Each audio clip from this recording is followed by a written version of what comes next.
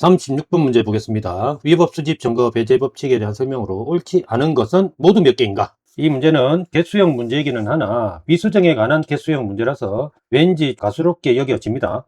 지문은 이렇게 정확하게 서술되어 있는 듯 하나 사실상 원샷 원킬 내용입니다. 참여권 보장 없이 위법적법 위법 결론으로 가면 증거 능력 인정할 수 있다 틀렸겠죠. 이렇게 정말 원샷 원킬이 돼버렸는데 그래도 공부를 위해서 한번 살펴보겠습니다. 택시기사가 우연히 섭득하여 제출한 어뢰 휴대전화에서 수사기관이 합성대마 매수 관련 대화 내역을 발견하였고 참여권 보장 없이 이게 위법이었죠. 그 휴대전화에서 대화 내역 이것이 1차 위수정이었습니다. 그리고 이 1차 위수정을 근거로 하여 이렇게 피해자를 특정하고 수사를 개시하였다라고 되어 있습니다. 그리고 그 이후에도 이 1차 위수정이 계속 등장하고 있죠. 대화 내역을 수사기관이 증거로 확보했다는 사정을 알고 있던 피해자 갑과 공범은 자포자기를 해버린 것입니다. 즉 일부 인정하는 진술 자백을 해버렸는데 이 진술이 2차 위수정이 되겠습니다. 근데 우리 판례는 여기서 이 피의자들의 자백 진술은 1차 위수정인 대화 내역을 보고 자포자기하는 심정으로 했던 것이므로 이 1차 위수정을 직접 기초로 한다라고 봐가지고 이 1차 위수정뿐만 아니라 이 2차 위수정까지도 증거능력 부정된다라고 판단한 것입니다. 그래서 그 지문 내용 중 전자정보 1차 위수정은 당연히 위법 수집 증거로서 증거능력이 부정되나 이 내용은 옳죠. 그 법정 진술 2차 위수정도 절차 위반 행위와 인과관계가 희석 단절된 것으로 본 것이 아니라 1차 위수정의 독이 그대로 묻어 있다고 봐서 증거 능력을 인정할 수 없다라고 판단한 것입니다. 그래서 틀린 내용이었습니다. 지문은 조렬비법인 양념소 법칙을 적용해버리면 단 1초 만에 풀 수 있는 내용이었습니다. 특별사법경찰관리로 지명된 공무원이 분명히 범죄 수사를 위하여 라고 되어 있습니다. 음식점 등 영업소에 출입하여 증거 수집 등 수사를 하면서 식품위생법 제22조 제3항에 따라 권한을 표시하는 정표 및 조사기관 등이 기재된 서류를 지니고 제시하는 등 뭐라고 되어 있습니까? 행정조사 시 요구되는 절차라고 되어 있습니다. 즉 식품위생법 조문상 행정조사 시 때 지니고 제시하도록 되어 있지 범죄 수사 때 이런 거 지니고 제시하도록 규정하고 있지는 않습니다. 다시 말해서 행정조사가 양이고 범죄 수사는 염소입니다. 그러므로 범죄 수사를 위하여 수사를 하면서 이런 행정조사 시 요구되는 절차를 준수하지 않은 경우라 하더라도 이때 수사는 위법하다고 볼 수 없죠.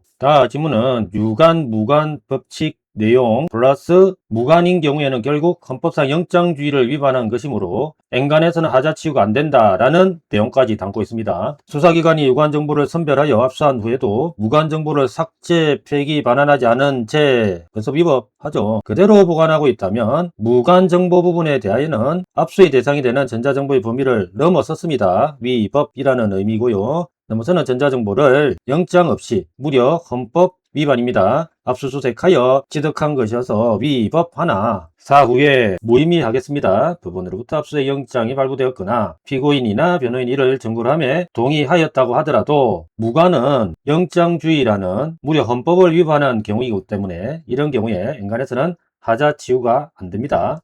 지문도 일종의 양념소 법칙을 적용해버리면 쉽게 풀리는 내용이었습니다. 검사가 공소 제기 후라면 짠 하면서 수소 부분이라는 양이 등장하므로 이 염소에 해당하는 지방법원 판사는 물러나게 됩니다. 그러므로 이 영철이 검사가 공소 제기 후에 압수수색 영장 청구를 지방법원 판사한테 했다는 것 자체가 원천 무효이죠. 그러니까 공소제기 후에 그 피고 사건에 관하여 수소법원 이외의 지방법원 판사에게 청구하여 발부된 영장 이거 무효입니다. 더하여 압수수색을 하였다면 당연히 위법이 되겠습니다. 수집된 증거는 적법한 절차에 따르지 않은 것으로 원칙적으로 유죄의 증거로 삼을 수 없다 라는 내용은 옳은 것입니다.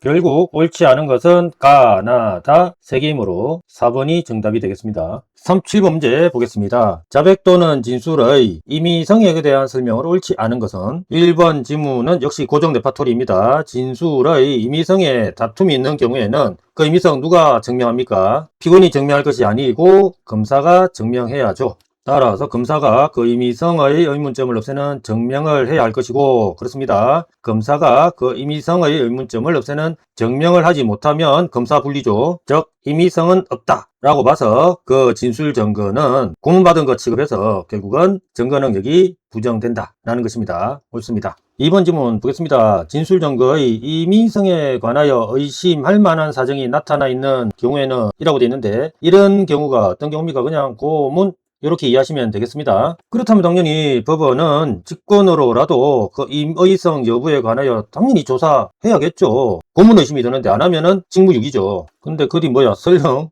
임의성이 인정되지 않는, 즉 쉽게 고문에 의한 이렇게 이해되는데, 그런 진술 증거이더라도 피고인이 증거로 함에 동의하면 증거로 쓸 수 있겠습니까? 말도 안 되죠. 증거로 삼을 수 있다. 말도 안 되게 틀렸습니다. 3번 질문 보겠습니다. 증거 능력과 증명력을 구분하는 내용이었습니다. 자백의 임의성이 있어 공을 받지 않아서 설사 증거 능력이 부여된다고 해서 진실성과 신빙성, 이거는 증명력 문제이죠. 이 증명력, 즉 진실성과 신빙성까지 당연히 인정되는 것은 아닙니다. 옳은 내용입니다. 증명력과 증거 능력은 다른 차원의 개념이기 때문입니다. 4번 질문, 이거는 이 첫 소절에서 바로 원샷 동킬입니다. 장기간 불법 구금된 상태, 위법, 증거로 사용할 수 없다. 이다. 이렇게 바로 체크할 수 있겠습니다. 이것도 살펴볼 필요가 있을까 싶지만 그래도 공부를 위해서 한번 살펴보겠습니다. 피고인이 장기간 불법 구금된 상태에서 이미 여기서 게임 오버가 됐죠. 수사관들에 의해 가혹행위 하답니다. 를 당하여 임의성 없는 자백을 하였고 거의 명백히 위법을 달리고 있습니다. 그 후 검사의 수사와 법원의 재판 단계에서도 임의성 없는 심리 상태가 계속되었다고 하지 않습니까? 계속 명백히 위법으로 달리고 있습니다. 동일한 내용의 자백을 하였다면 이 자백을 증거 능력 있다라고 하면은 그 판사는 축출되겠죠. 피고인에 대한 검사 작성의 각 피신조서, 기재 및 법정 자백은 임의성이 없어 당연히 증거로 사용할 수 없다. 이 내용은 너무나 당연히 옳은 것이겠습니다. 그렇다면 옳지 않은 것은 2번이네요.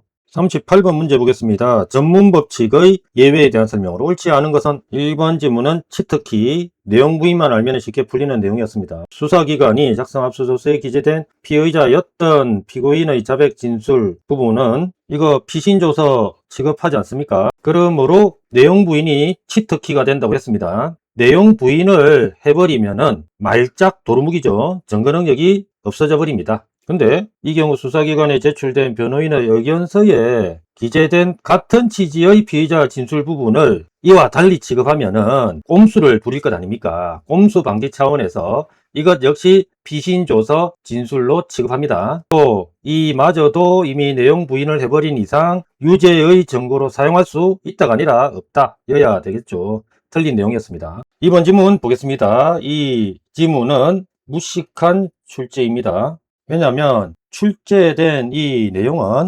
2007년 형소법 개정 전 판례, 즉 1999년도 판례를 출제한 것인데, 왜냐하면 그 당시 형소법 법조문에 의하면 수사기관이 작성한 수사보고서는 313조의 서류에 해당한다라고 볼 수 있었겠지만 형소법 개정 후 현행법에 의하면 이 수사기관이 작성한 수사보고서는 313조가 아니라 312조 사항이 적용되어야 합니다. 따라서 이 지문은 엉터리죠. 그러니까 무식한 출제라고 할 수 있는 겁니다. 그래도 객관식 선택형 문제의 특성상 출제 의도에 따라 그 당시 판례 내용을 기초로 풀어보면은 옳은 내용에 해당합니다. 근데 이런 거 풀다 보면 우리도 무식해질 것 같습니다. 3번 지문도 그 치트키가 보입니다. 내용을 부인, 그러면 증거 능력 부정, 증거로 사용할 수 없다 라는 내용은 당연히 옳은 것 아니겠습니까? 진짜 그런지 한번 확인해 보겠습니다. 피고인이 자신과 공범관계 있는 다른 피고인이나 피의자에 대하여 검사가 작성 피신조서, 또 검사 작성이니까 312조 1항이 적용돼 버리고, 만약에 사경 작성이었다면 당연히 312조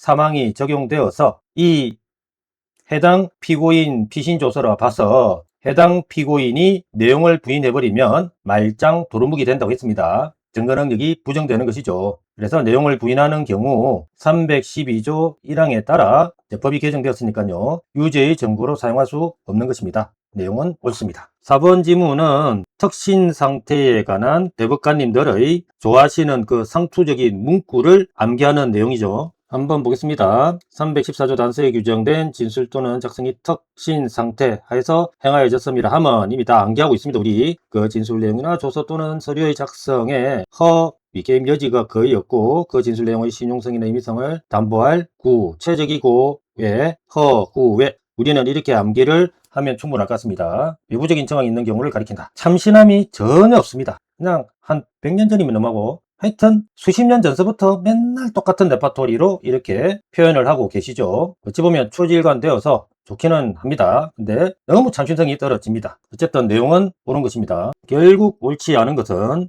1번이 되겠습니다. 39번 문제 보겠습니다. 자백의 보강정거에 대한 설명으로 옳지 않은 것은 1번 지문 역시 고정 레파토리입니다. 자백에 대한 보강정거는 범죄사실 전부 중요 부분 인정할 수 있는 정도 필요 없죠. 정도가 되지 않더라도 그러면 어느 정도 돼야 됩니까? 우리 대법관님들께서 맨날 첫날 외치는 소리가 있습니다. 피고인의 자백이 가공적인 것이 아닌 진실한 것임을 인정할 수 있는 정도만 되면 족발도 아니고 족하다고 봅니다. 그리고 직접 증거가 아닌 간접 증거나 비슷한 정황 증거도 당연히 얼마든지 보강 증거가 될 수 있다라는 것이 우리 판례 입장이었습니다. 근데 이런 내용은 사실상 생암기 지문에 가깝죠. 어쨌거나 이런 지문들이 나와주면 땡큐 베리마치 하면서 쉽게 풀 수 있습니다. 이번 지문 보시죠. 따로국밥을 떠올리시면 되겠습니다. 공범인 공동 피고인의 진술 따로국밥입니다. 즉 서로에 대하여 각각 독립적인 지위를 유지한다고 보시면 되겠습니다. 그러므로 공범인 공동 피고인의 진술이라는 이 증거는 당연히 다른 공동 피고인에 대한 범죄 사실을 인정하는 독자적인 증거로 사용할 수가 있죠. 옳은 내용입니다. 증거를 할 수 있고 공범인 공동 피고인들의 각 진술은 서로에 대해서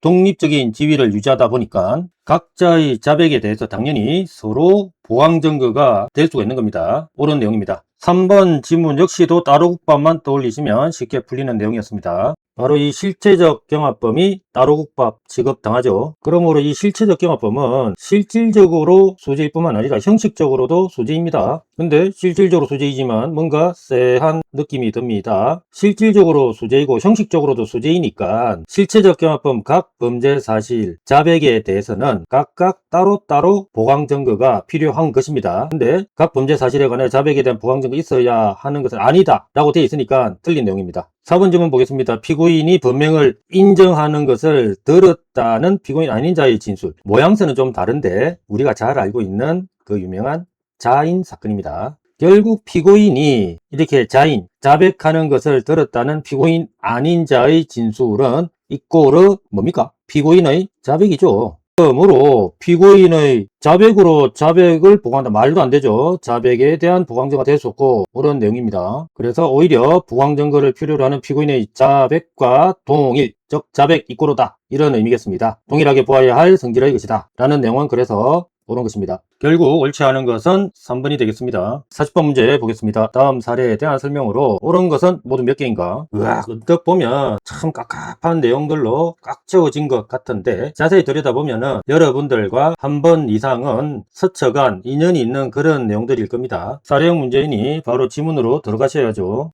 지문 양가로 1에서 P1이 대화 당사자 일방의 동의를 받고 그 통화 내용을 녹음하였다 하더라도 상대방 갑의 동의가 없었던 이상이라고 되어 있는데 보십시오. 어디선가 스쳐 지나간 인연이 있는 그런 내용이죠. 그리고 그 아래 내용 비출 필요도 없이 일방 동의만 얻고 상대방 동의를 얻지 않고 녹음한 경우 위법이라는 우리는 너무나 잘 알고 있지 않습니까? 바로 결론으로 확인해서 보시면 될 것 같습니다. 수사보고서는 증거 능력이 인정될 수 없다 라는 내용은 그래서 옳은 것으로 체크하시면 되겠습니다. 사실 우리가 금방 지문을 풀어봤는데 위 양가로 1번 사례를 안 읽어도 이렇게 금방 풀렸습니다. 이렇게 출제해 주신 출제 교수님께 정말 고맙다고 인사를 드려야 할 것 같습니다. 제가 이렇게 무식하다고 해야 할 경우에는 무식하다고 하지만은 감사해야 하다고 할 경우에는 이렇게 감사하다고 말씀을 드리고 싶습니다. 이어서 나 지문 보겠습니다. 비교적 최근 판례를 각색한 내용인데 우리 판례는 이런 사경이 이러한 장소, 즉 불특정 다수가 출입할 수 있는 업소에 비통상적이 아니라 통상적인 방법으로 들어갔다면 우리가 너무나 잘 알고 있는 사진 촬영의 허용 요건인 현, 필, 긴, 상이라는 이 네 가지 요건을 갖추었다면 이러한 장소에서 이렇게 몰래 녹음한 경우라 하더라도 적법하다라고 판시를 했습니다. 이러한 점을 아시고 이 현필, 긴, 상 요건을 한번 검토해 보시면 상세한 내용은 아니지만 추론은 할 수 있을 정도의 내용은 들어가 있는 것 같아요. 불특정 다수가 출입할 수 있는 성매매 업소에 통상적인 방법으로 들어갔다라고 되어 있으니까 어느 정도 상당성 요건은 갖췄다고 평가가 됩니다. 그리고 적법한 방법 이런 표현도 상당성을 나타내주는 문구가 될 것 같고요. 수사를 하는 과정에서 성매매 알선 등에 행하여진 시점, 현재성을 나타내는 문구입니다. 증거 보존을 위하여 필요성을 나타내는 문구고요. 그리고 대화 당사자인 갑과 대화하는 것을 녹음한 경우니까 이러한 점을 아시고 이 현, 필, 긴, 상 요건 충족 여부를 검토해보면 이번 사례에서 이러한 문구들을 보고 긴급성은 갖추었다고 보여지고 또한